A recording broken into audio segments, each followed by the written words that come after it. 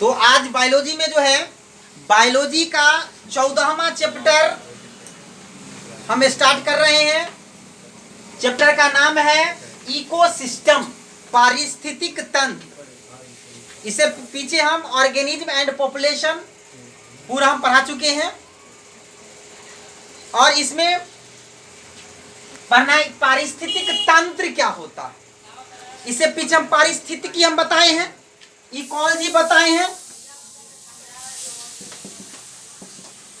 Ecology क्या होता है, इसको हिंदी में कहा जाता है पारिस्थितिकी, यह है ना। पारिस्थितिकी क्या होता है, तो पारिस्थितिकी होता है रिलेशन बिटवीन लिविंग और नॉन लिविंग, सजीव और निर्जीव के बीच के जो संबंध है उसी को पारिस्थितिकी कहते हैं। और वो सब मिल करके जिस सिस्टम का निर्माण करता है उसी को कहा जाता है इकोसिस्टम, पारिस्थितिक तंत्र। तो पारिस्थितिक तंत्र में जितने भी सजीव और निर्जीव होते हैं वह डायरेक्ट और इनडायरेक्ट रूप से एक दूसरे से क्या होते हैं, डिपेंड होते हैं, एक दूसरे पर जुड़े होते हैं। पारिस्थितिक तंत्र एक बहुत व्यापक क्षेत्र है। पूरा जीव मंडल जो है यह एक पारिस्थितिक तंत्र है। उसको फिर जो है अलग अलग छोटा छोटा पारिस्थितिक तंत्र में बांटे हैं, जैसे जल पारिस्थितिक तंत्र, स्थल पारिस्थितिक तंत्र, वन पारिस्थितिक तंत्र। इस प्रकार पारिस्थितिक तंत्र को हम क्या कर दिए हैं, डिवाइड कर दिए। तो पारिस्थितिक तंत्र की परिभाषा क्या होती है वो जानिए कि पारिस्थितिक तंत्र जीव मंडल की स्वपोषित संरचनात्मक और क्रियात्मक इकाई को कहते हैं। यही इसका परिभाषा होती है, जिसमें जीव ऊर्जा के लिए पूर्ण रूप से सूर्य पर निर्भर रहता है। पारिस्थितिक तंत्र शब्द का प्रयोग कौन किया था, ए.जी. टैंसले नहीं, आर्थर जॉर्ज टैंसले साहब 1935 ईस्वी में किए हैं। इसीलिए इनको फादर ऑफ इकोलॉजी, पारिस्थितिकी के पिता कहा जाता है। हम पिछले चैप्टर में भी इसकी चर्चा की है। तो ये पारिस्थितिक तंत्र है जिसमें ऊर्जा का आदान प्रदान होता रहता है, होता ना है ना जी। जैसे कि सूर्य से ऊर्जा ग्रहण करता है सभी हरे पेड़ पौधे, और उसको सभी जीव खाता है। पौधा क्या होता है, पौधा का जो क्लोरोफिल होता है वो प्रकाश ऊर्जा को रासायनिक ऊर्जा में बदल देता है नहीं, और उसको जो है सभी जीव उसको खाता है। एक कोशिकीय, बहुकोशिकीय, छोटा बड़ा सब पौधे पर डिपेंड रहता है। शाकाहारी मांसाहारी सब पौधे पर डिपेंड है। शाकाहारी भी इनडायरेक्ट रूप से पौधे पर डिपेंड है। शाकाहारी जीव मांसाहारी को खाता है, और मांसाहारी जो है सो पौधे को खाता है। तो मांसाहारी जीव हुआ डिपेंड ना, सॉरी, शाकाहारी जीव पौधे को खाता है, मांसाहारी जीव शाकाहारी जीव को खाता है। तो मांसाहारी इनडायरेक्ट रूप से पौधा पर डिपेंड हुआ ना।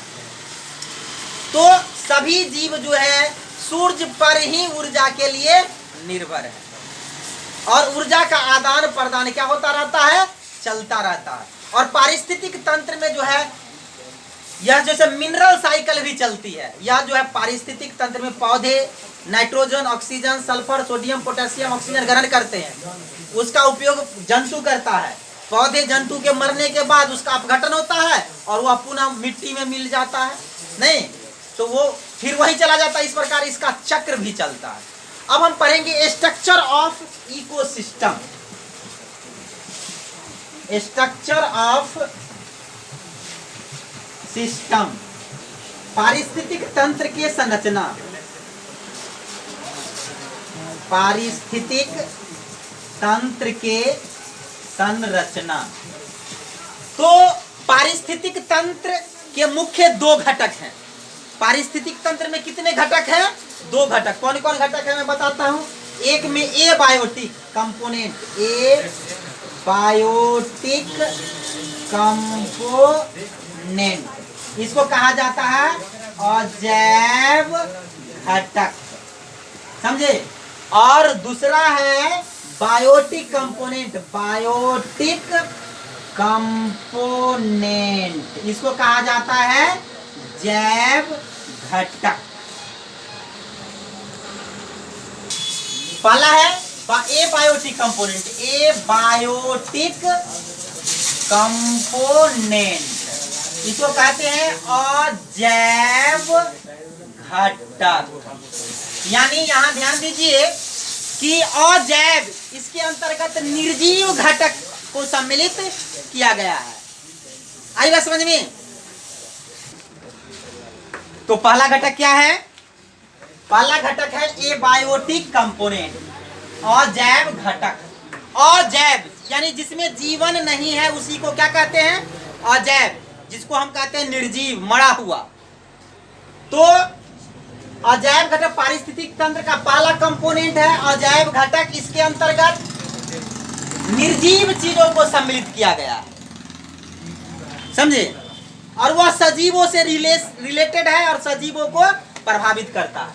इसको तीन भागों में बांटा गया, अजैव घटक को तीन वर्गों में बांटा गया। पहला है भौतिक वातावरण, दूसरा है पोषक तत्व और तीसरा है जलवायु संबंधी कारक।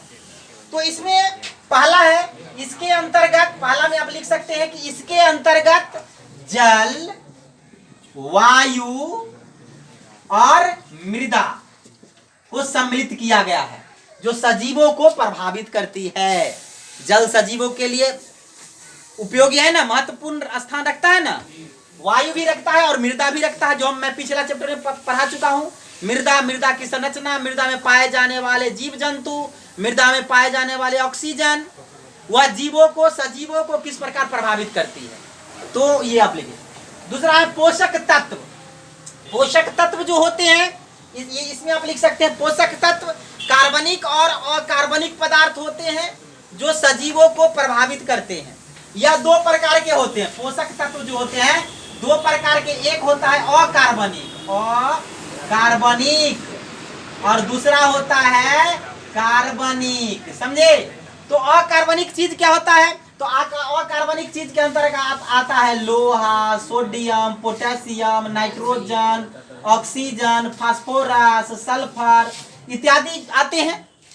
अकार्बनिक पदार्थ होते हैं जो सजीवों के लिए महत्वपूर्ण स्थान रखता है, पौधों के लिए महत्वपूर्ण स्थान रखता है। और दूसरा कार्बनिक पदार्थ, इसके अंतर्गत आता है कार्बोहाइड्रेट, प्रोटीन, विटामिन, वसा, ये सब जो है सो क्या है कि कार्बनिक पदार्थ है जो सजीवों के लिए बहुत ही महत्वपूर्ण स्थान रखता है, निर्जीव चीज। लेकिन इसके बिना सजीव नहीं रह सकता है। अगर उसके कमी हो गया कार्बोहाइड्रेट की, प्रोटीन की, विटामिन की, तो उसमें बीमारी उत्पन्न हो जाएगा, कई तरह की कमियां नजर आने लगेगी। चलिए, ये दूसरा हो गया। तीसरा है जलवायु संबंधी कारक। इसके अंतर्गत आता है प्रकाश, ताप, आर्द्रता जो सजीवों को प्रत्यक्ष और अप्रत्यक्ष रूप से प्रभावित करती है। बताइए, प्रकाश के बिना पौधे जिंदा रह पाएगा? प्रकाश के बिना जो है सब पौधे भोजन बना पाएगी? नहीं ना बना पाएगी। प्रभावित होगा कि नहीं? अब पौधा प्रभावित होगा तो सजीव जितने भी उस पर डिपेंड है सब प्रभावित होगा। ताप, टेम्परेचर भी कम या अधिक होना, वह भी जो है सजीवों को प्रभावित करती है। यदि अधिक हो जाएगा टेम्परेचर तो गर्मी लगने लगेगी, पौधे सब सूखने लगेंगे, मिट्टी के जल सब सूखने लगेगा, नहीं सूखने लगेगा। और कम हो गया तो वो प्रॉब्लम हो जाता है। इसीलिए उचित वृद्धि के लिए ताप को एक निश्चित तापमान होना आवश्यक है। आर्द्रता माने होता है नमी, मिट्टी में नमी रहेगी अधिक तो पौधे का विकास होगा अधिक, कम रहेगा तो कम विकास होगा। अर्थात ये जलवायु संबंधी कारक, ये सब निर्जीव चीज है ना। तो ये सब जो है सो आते हैं अजैव घटक के अंतर्गत। आई बात समझ में? अजैव घटक जो निर्जीव चीज होते हैं, निर्जीव घटक होते हैं और सजीवों को प्रभावित करते हैं। अजैव घटक का पूरा हम वर्णन करवा दिए। अब हम लोग लिखेंगे जैव घटक। तो दूसरा क्या है? बायोटिक कंपोनेंट, जैव घटक। तो इसकी परिभाषा होती है कि बायोटिक कंपोनेंट यानी जैव घटक के अंतर्गत सभी सजीवों को सम्मिलित किया गया है जो निर्जीव से प्रभावित होते हैं। वो लिख लीजिए। जैव घटक को फिर 3 वर्गों में बांटा गया है। जैव घटक को 3 वर्गों में बांटा गया है। ये 3 प्रकार के होते हैं। सबसे पहला है प्रोड्यूसर। नाम सुने हो क्या? प्रोड्यूसर, इसको कहा जाता है उत्पादक, समझे। दूसरा है कंज्यूमर, इसको कहा जाता है उपभोक्ता। और नंबर तीसरा है डिकम्पोजर, इसको कहा जाता है अपघटन करता। तो जैव घटक 3 प्रकार के होते हैं पारिस्थितिक तंत्र में, पहले समझ लीजिए। पहला है उत्पादक, जो भोजन का उत्पादन करे, समझे। और दूसरा है उपभोक्ता, जो उसको खाए। और तीसरा है अपघटन करता, जब ये दोनों में से कोई मरेगा, चाहे दोनों मरेगा, तो उसके बॉडी में उपस्थित जटिल यौगिकों को यह विघटन कर देता है, इसको कहा जाता है अपघटन करता। चलिए 1 नंबर लिख करके डैश दीजिए, इसका परिभाषा लिखा रहा हूं, लिख लिए। उत्पादक लिख कर डैश दिए। लिखिए सभी हरे पेड़ पौधे जो भोजन का उत्पादन करते हैं उत्पादक कहलाते हैं। तो भोजन का उत्पादन जो है हरे पेड़ पौधा कैसे करता है?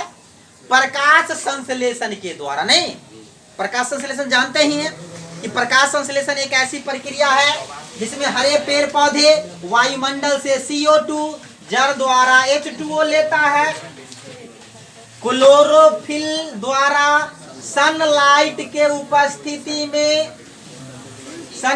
उपस्थिति में कार्बोहाइड्रेट का निर्माण करता है, जिसमें ऑक्सीजन और H2O का भी निर्माण। ये ना कार्बोहाइड्रेट है, ग्लूकोज मोनोसैकेराइड अणु है ना। तो यह प्रक्रिया जो है जितने भी हरे पेड़ पौधे वो प्रकाश संश्लेषण द्वारा क्या करते हैं? भोजन का उत्पादन करते हैं। इसीलिए सभी हरे पेड़ पौधों को उत्पादक कहते हैं। समझ में आ गई बात? चलिए अब नंबर दूसरा लिखिए। जो जीव पौधों के उत्पाद को खाता है, जो जीव पौधों के उत्पाद को खाता है या उस पर निर्भर रहता है उपभोक्ता कहलाता है। तो देखिए कुछ जीव जो है पौधों को नहीं खाते हैं लेकिन उस पर डिपेंड रहते हैं ना, रहते कि नहीं रहते हैं। जैसे बाघ हिरन को खाता है और हिरन पौधों को खाता है, तो इनडायरेक्ट रूप से तो पौधा के ऊर्जा को ले रहा है ना, जो प्रकाश द्वारा जो बनाया है, प्रकाश संश्लेषण द्वारा पौधा ऊर्जा बनाया, भोजन बनाया, उसको हिरन खा गया और हिरन को बाघ खा गया। तो बाघ भी पौधा पर इनडायरेक्ट रूप से निर्भर है। अब देखिए ये उपभोक्ता 3 प्रकार के होते हैं, लेकिन उपभोक्ता निम्नलिखित प्रकार के होते हैं। एक में लिखेंगे प्राइमरी कंज्यूमर, प्राइमरी कंज्यूमर, इसको हिंदी में कहते हैं प्राथमिक उपभोक्ता, प्राथमिक उपभोक्ता, प्राथमिक उपभोक्ता लिख लिए। ऐसे जीव जो पौधों को या उसके उत्पाद को खाता है उसे प्राथमिक उपभोक्ता कहते हैं। ये शाकाहारी होते हैं, जैसे में चूहा, खरगोश, बकरी, हिरन इत्यादि। ये सब जो है पौधों को या उसके उत्पाद को ही खाता है, इसीलिए इसको हम क्या कहते हैं? प्राथमिक उपभोक्ता कहते हैं। हाँ, टिड्डा भी होगा, टिड्डी जो भी है वो सब पौधों के ही खाते हैं, उसके पत्ती को खाता है, उसके तो वो हो गया, ये शाकाहारी होते हैं, ये प्राथमिक उपभोक्ता हो गया। चलिए अब द्वितीयक उपभोक्ता लिखिए। देखिए द्वितीयक उपभोक्ता किसको कहते हैं पहले समझ लीजिए। प्राथमिक उपभोक्ता जो पौधा को खाएगा उसको प्राथमिक उपभोक्ता, और द्वितीयक उपभोक्ता जो प्राथमिक उपभोक्ता को खाएगा या उस पर डिपेंड रहेगा तो वो हो गया द्वितीयक उपभोक्ता। यानी लिखो इसका परिभाषा, ऐसे जीव जो प्राथमिक उपभोक्ता को खाता है या उस पर निर्भर रहता है द्वितीयक उपभोक्ता कहलाता है। ये निम्न श्रेणी के मांसाहारी जंतु होते हैं, जैसे में मेढक,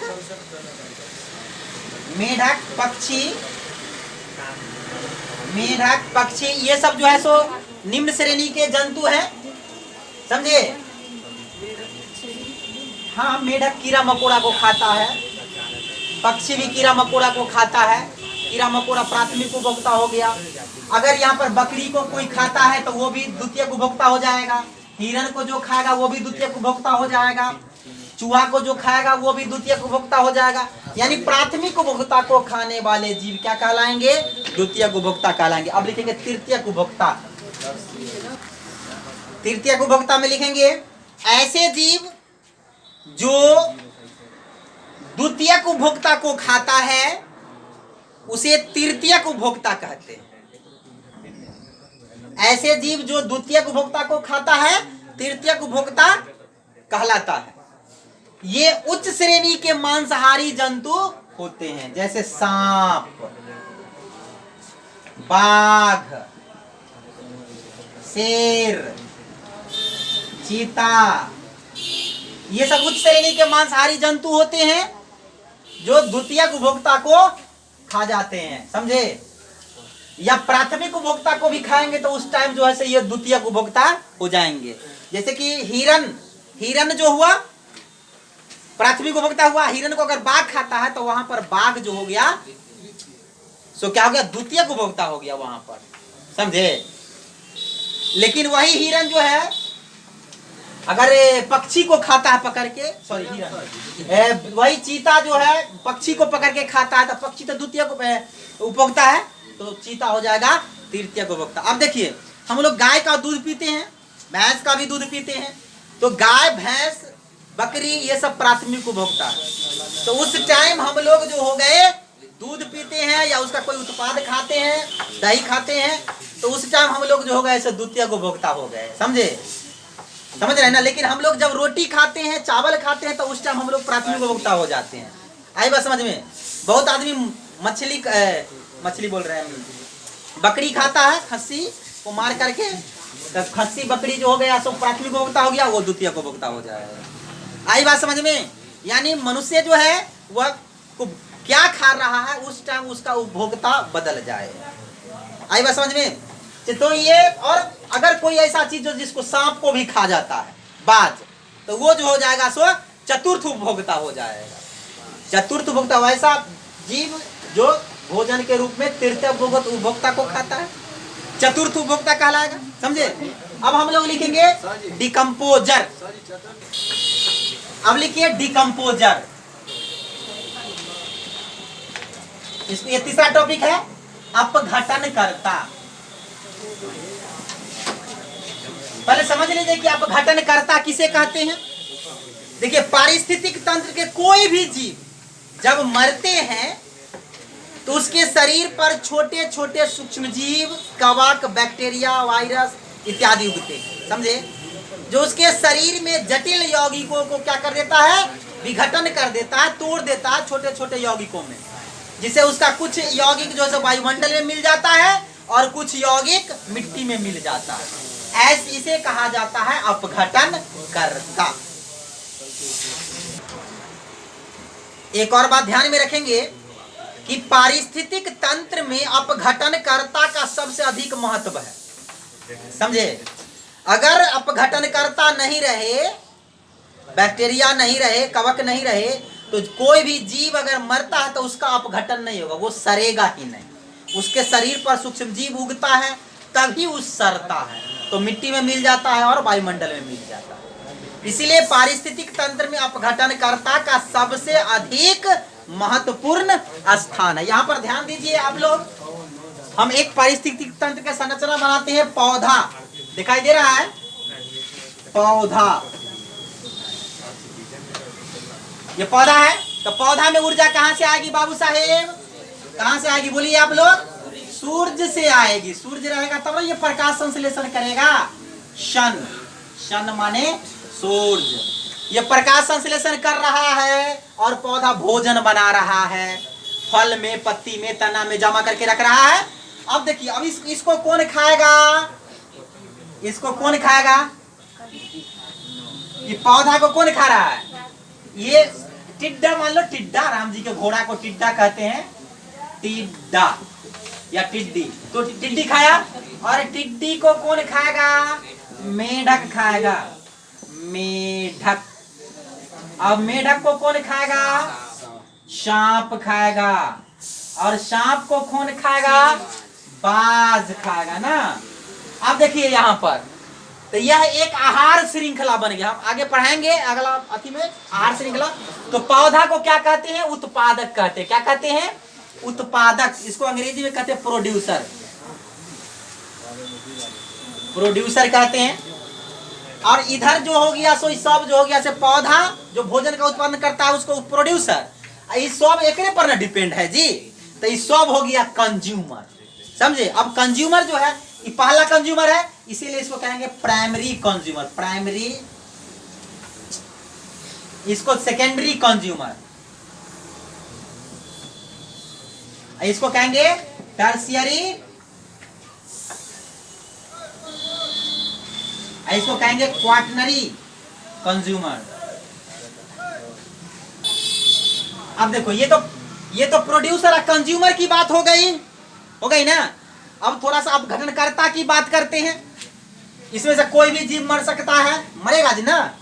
ये कोई भी मर सकता है, पौधा मर सकता है, टिड्डा, मेढक, सांप सब मर सकता है, मरेगा।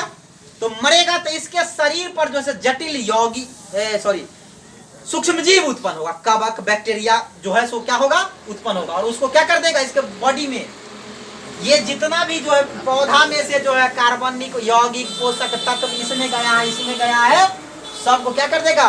विघटन कर देगा। अब पौधा ये कहाँ से लेता है? वायुमंडल से लेता है, जड़ मिट्टी से लेता है। मिट्टी से ना कार्बन, नाइट्रोजन, कैल्शियम, फास्फोरस इत्यादि को ग्रहण किया था। अब ये सब मरेगा तो उसको फिर मिट्टी में ही क्या कर देगा? मिला देगा, वायुमंडल में कुछ मिला देगा। इस प्रकार मिनरल का साइकिलिंग भी करता है ये पारिस्थितिक तंत्र, समझे। तो एक पारिस्थितिक तंत्र की छोटी सी संरचना है, आप लोग बना लीजिए और आप